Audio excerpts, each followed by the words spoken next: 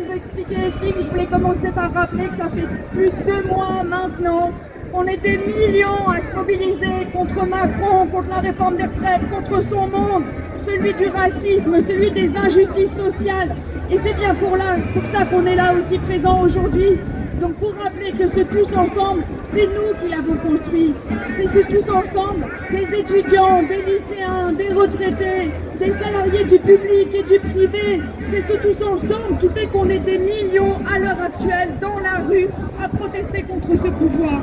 Et si ce tous ensemble on l'a rendu possible, c'est aussi parce que d'assemblée générale en manifestation, de diffusion de tracts en collage d'affiches, de piquets de grève en manifestation, et bien les éboueurs ont rencontré les enseignants, les gens de la RATP, les grévistes de la RATP sont allés aider les lycéens, les étudiants sont passés voir les salariés de l'hôpital Tenon par exemple.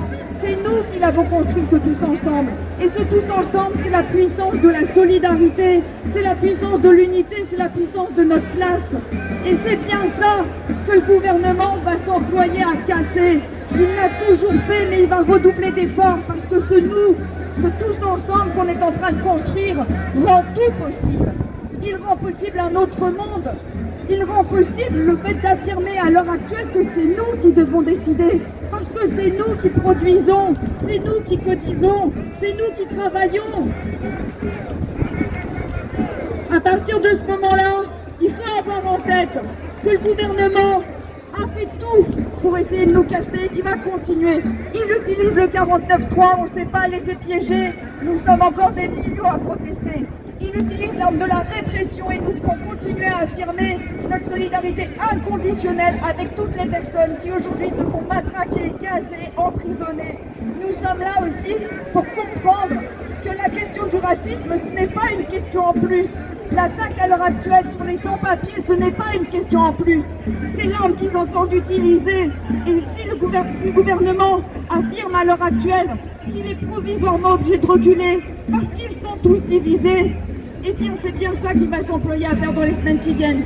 C'est utiliser cette arme. Et si cette arme il peut l'utiliser, c'est que malheureusement il y a une partie de la population qui construit un autre nous.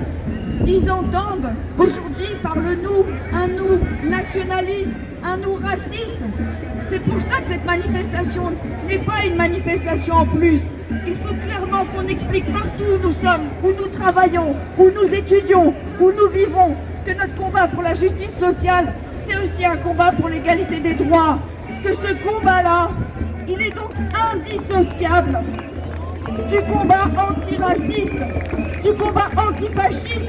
Et disons-le clairement, le Rassemblement national ne sera jamais, jamais notre allié contre le gouvernement actuel.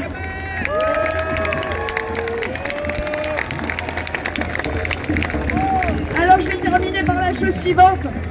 Cette manifestation, elle va nous permettre d'affirmer tout ça. Cette manifestation, elle va se diriger vers le Sénat, elle va finir au Panthéon. Ça va être l'occasion justement de rappeler que la démocratie, elle est ici. C'est pas les sénateurs qui votent comme un seul homme la réforme des retraites tout en gardant leur régime spécial. Elle est contre l'archer, elle est contre cette droite raciste, mais elle va aussi affirmer la solidarité avec les étudiants qui, il y a quelques jours, ont manifesté, se sont fait attaquer par des fachos. La démocratie, elle est ici, et la rue, elle est à nous.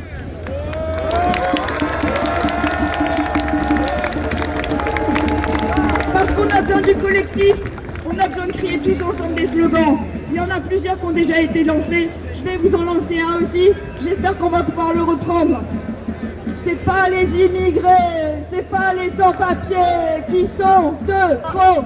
C'est le gouvernement et les fachos. C'est pas les immigrés, c'est pas les sans-papiers qui sont de trop.